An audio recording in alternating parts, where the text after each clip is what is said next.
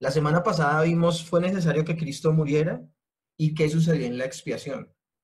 El día de hoy, si el Señor nos permite, vamos a poder ver errores en torno a la expiación y si descendió finalmente o no Cristo al infierno en esos 3 días que estuvo en la tumba. Primero que todo vamos a hablar nuevamente de la definición. ¿Qué es la expiación? La expiación es la obra que Cristo hizo en su vida y muerte para lograr nuestra salvación. Y la semana pasada vimos varios aspectos que contiene la expiación. Vimos palabras como sacrificio, como propiciación, reconciliación y redención. Alguien me nombraba la clase anterior que para esa persona era asombroso, igual para mí cuando vi esta clase, cuando lo aprendí por primera vez, que era asombroso poder reflexionar todo lo que sucedió en el momento de la expiación, hasta dónde llegó, las consecuencias que tuvo y lo que causó en nuestras vidas.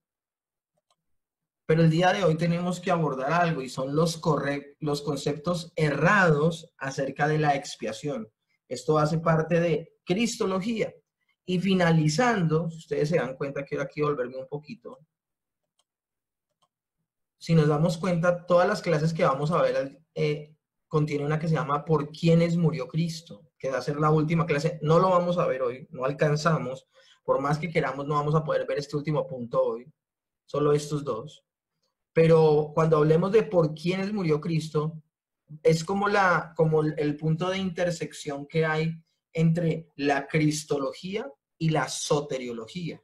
La soteriología es la doctrina de la salvación, de la aplicación de la salvación. Entonces, va a ser maravilloso poder reflexionar en esto porque va a ser como un abrebocas a la siguiente materia que vamos a ver, que se llama soteriología o la doctrina de la aplicación de la salvación. Y por eso quiero tomarme solo una clase para hablar de eso, de la extensión de la salvación.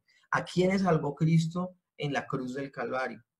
Por eso hoy solamente vamos a hablar de los conceptos errados acerca de la expiación. Vamos a hablar y como esto es una doctrina fundamental, podemos hablar de herejías que se han levantado en torno a este tema. Finalizando el tema, ¿qué sucedió en la expiación en la clase que vimos anteriormente? Al seguir hoy la exposición, debemos ver cómo algunos cristianos han visto de otras maneras la obra de Cristo en la cruz. Es decir, el día de hoy arrancaremos viendo los errores en torno al entendimiento de la expiación y de la obra que hizo Cristo en la cruz del Calvario. Por eso es tan importante orar como lo hacíamos al principio y que el Señor nos ayude. Estas personas que les voy a nombrar el día de hoy, algunos son teólogos muy serios que hicieron parte del crecimiento al interior de la iglesia y que de pronto en ese camino de buscar entender y comprender las escrituras postularon algunos puntos de vista que no fueron los mejores. En el caso de este primer teólogo, Orígenes es un hombre muy importante al interior de la teología. Algunos llaman a Orígenes como hereje. Yo no me atrevería a llamarlo de esa manera. Sencillamente es que estamos hablando de un hombre que en el primer y segundo siglo, no bien segundo siglo, con lo poco que tenía o con la poca trayectoria que tenía el desarrollo del entendimiento de muchas áreas de la teología, intentó darle respuesta y lastimosamente en este caso Orígenes se equivoca. Pero no me atrevería en el caso de Orígenes a llamarlo hereje. Él fue un teólogo de Alejandría, vivió del 185 al 254 después de Cristo, teólogo de Alejandría y más tarde también ejerció su labor en Cesarea. ¿Qué dijo él? Él hablaba acerca de que la expiación era como el rescate que Cristo pagó para redimirnos y lo pagó a Satanás, en cuyo reino estaban todas las personas por causa del pecado. Otros teólogos en la teología temprana, en la historia de la teología temprana, estamos hablando del primero o segundo siglo, no, hablemos de segundo o tercer siglo más bien, también sostuvieron esta posición, en contraste con el concepto de sustitución penal, que Cristo vivió por nosotros y murió por nosotros para lograr nuestra salvación en cuanto a la expiación. Se han presentado otras formas de entender a lo largo de la historia lo que es la expiación. A mí me llama la atención esta postura de Orígenes, de que Satanás demanda un pago. Y eso de hecho hasta lo vemos, por ejemplo, en un libro como Las Crónicas de Narnia, cuando C.S. Lewis plasma, ahora no estoy diciendo que ese sea el entendimiento de C.S. Lewis, pero si hablamos de que las crónicas de Narnia tratan de tipificar muchas cosas y muchas verdades de la Biblia, de que Aslan es el león, de que la bruja es el diablo, hay una escena donde precisamente Edmund, el niño que por unos dulces vende a sus hermanos, a la bruja y dice dónde están. La bruja va hasta donde Aslan y reclama la vida de Edmund y dice, demen a Edmund, Edmund me pertenece. Y él dice, no, no te voy a dar a Edmund, sino que la deuda que tiene Edmund contigo la voy a pagar yo. Esto, les digo una cosa, o sea, esto suena muy poético, suena muy bonito, pero de alguna manera como que retrata, no sé si sea el intento de C.S. Lewis, pero me pareció muy bonito este ejemplo para poner puntualmente cómo uno puede cometer esa clase de errores.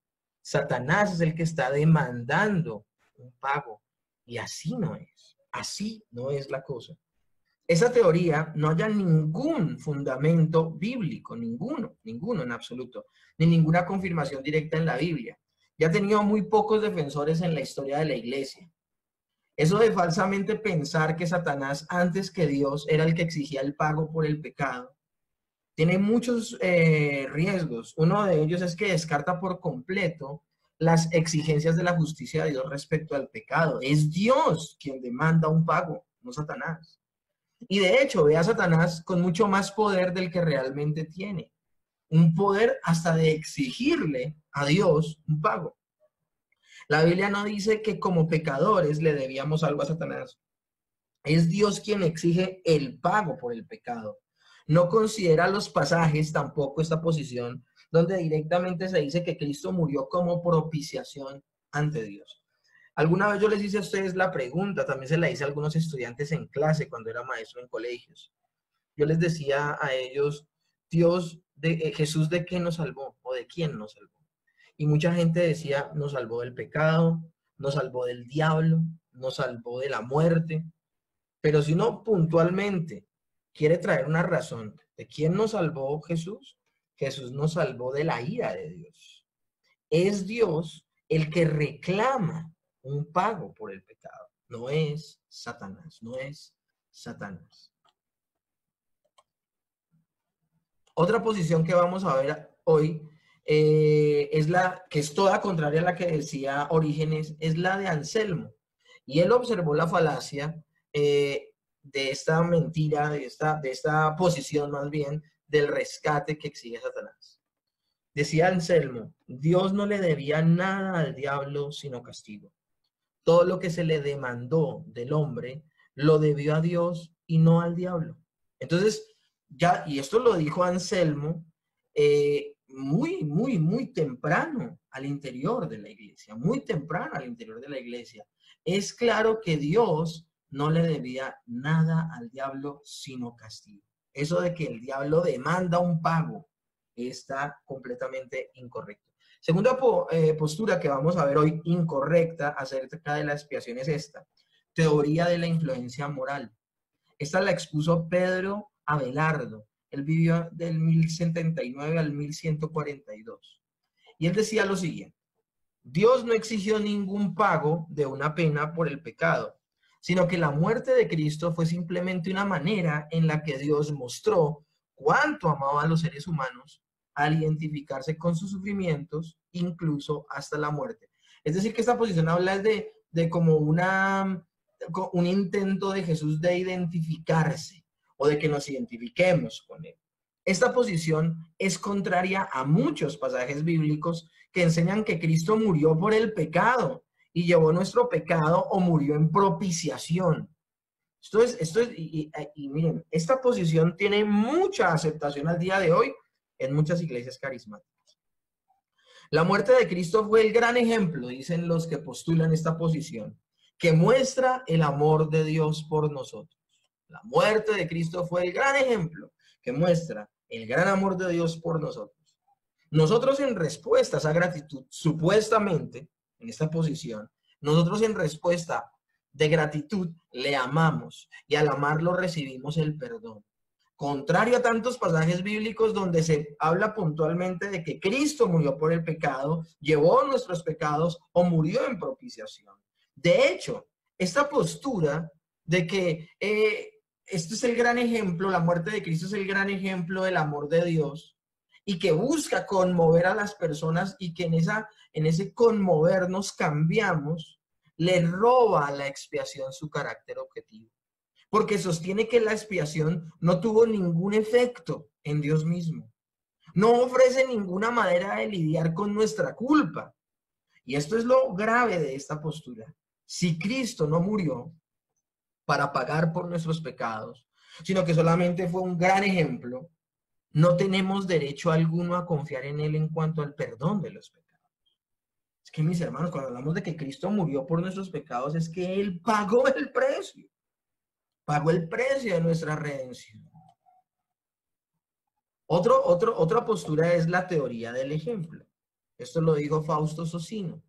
La muerte de Cristo simplemente nos provee de un ejemplo de cómo debemos confiar y obedecer completamente a Dios. Ya aquí no se habla de un ejemplo del amor de Dios, sino se habla de un ejemplo de cómo debemos confiar y obedecer completamente a Dios, incluso si esa confianza y esa obediencia nos lleva a una muerte horrible.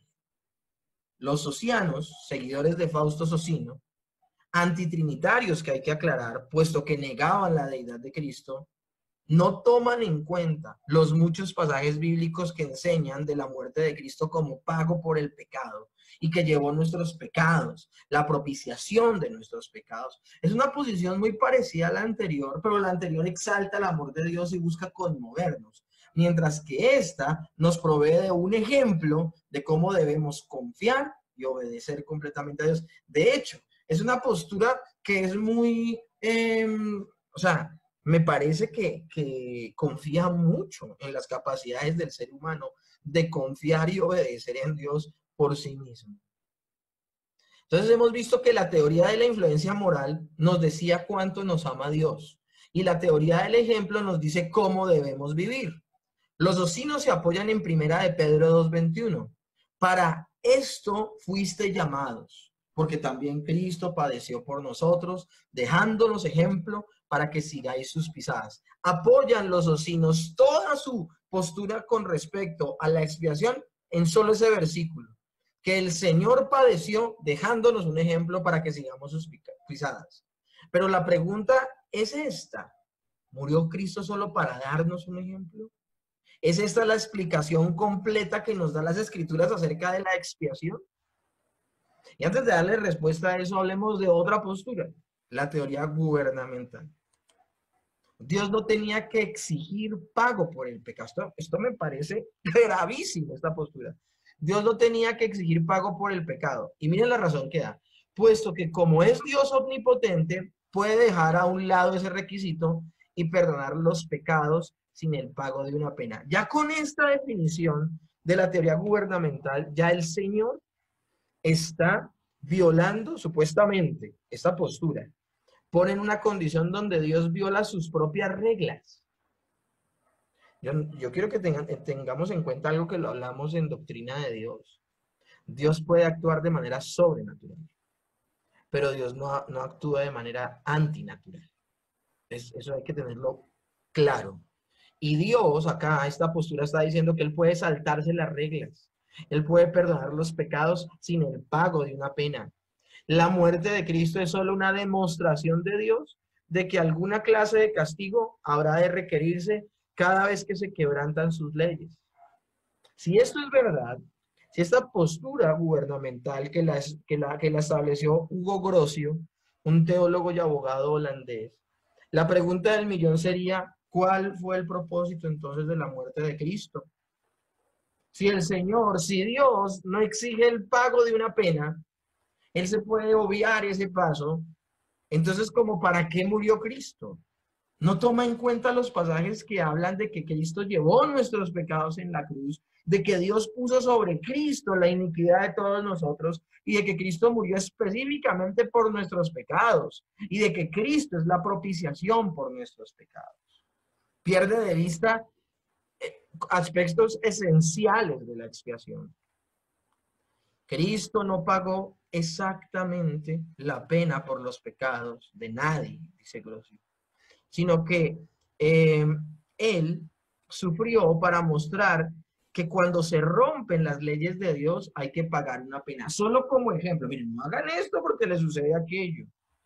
Para esta posición, la expiación no tiene el propósito de satisfacer la justicia de Dios, sino influirnos para que nos demos cuenta de que hay que guardar las leyes de Dios y evitar el castigo. Esta perspectiva también implica que no podemos confiar en la obra consumada de Cristo en cuanto al perdón de los pecados, porque Él en realidad no ha pagado por nuestros pecados. Gravísimo. De hecho, hace de la obtención del pecado para nosotros algo que sucedió en la propia mente de Dios y aparta el perdón de Dios de la obra de Cristo en la cruz del Calvario. Gravísimo, porque el resto de las escrituras nos habla de la condición que hay de perdón de pecados con la obra de Cristo. Esta postura la separa. Cristo en esta opción no ganó en realidad el perdón ni la salvación para nosotros. Y de ese modo el valor de su obra redentora queda muy minimizado. De hecho, desaparece. Decir que Dios puede perdonar los pecados sin requerir ningún castigo es ir en contra del atributo de la justicia de Dios, quien demanda castigo por el pecado. Uno dice que estas posturas para nada son peligrosas, pero son re peligrosas. Son 4 posturas cerradas en la historia de la iglesia cristiana en torno a la obra de la expiación de nuestro Señor Jesucristo. Posturas que vemos al interior hoy en las iglesias, que se empeñan en mostrar a Jesús o como un ejemplo de valores o de integridad, o que muestran a Jesús como un ejemplo de amor, o que muestran al Señor sencillamente como un ejemplo para evitar ser castigados por el pecado. Todas las posiciones que muestran al Señor sencillamente como un ejemplo y que desaparecen por completo en sus postulados, que Cristo hizo objetivamente algo en la cruz del Calvario, son herejías. Son herejías, porque de la obra de Cristo depende la salvación de las personas. Una persona que muera confiando en cualquiera de estas 4 posiciones acerca de la obra de Cristo y no depositan su fe en que Cristo perdonó pecados, o sea, a través de la obra de Cristo, Dios perdonó nuestros pecados, se van a perder. Y se van a perder eternamente. Por eso son tan importantes estas clases donde identifiquemos estas clases de herejías y de posturas que pueden sonar muy atractivas, que pueden sonar muy bonitas, pero que en definitiva son completamente peligrosas.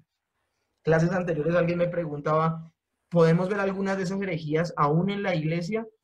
Cualquiera de estas posiciones aún las puede tener ejerciendo cualquier iglesia al día de hoy, cuando no se predica la obra de Cristo. Esta clase, en esta materia de Cristología hemos visto cosas bien profundas, pero ¿saben? Son cosas profundas que todo creyente debería saber. Esto debe ser el pan de verdad que alimenta a las personas de la iglesia, pero que la mayoría desconoce y que el discurso se ha cambiado porque Jesús es un buen líder, Jesús es un ejemplo de rectitud, de integridad. ¿Qué diferencia tiene eso a estas 4 posturas? Ninguna, porque desdibujan la obra de Cristo y de hecho aún, como vimos en el último postulado, aún desdibujan el carácter de Dios.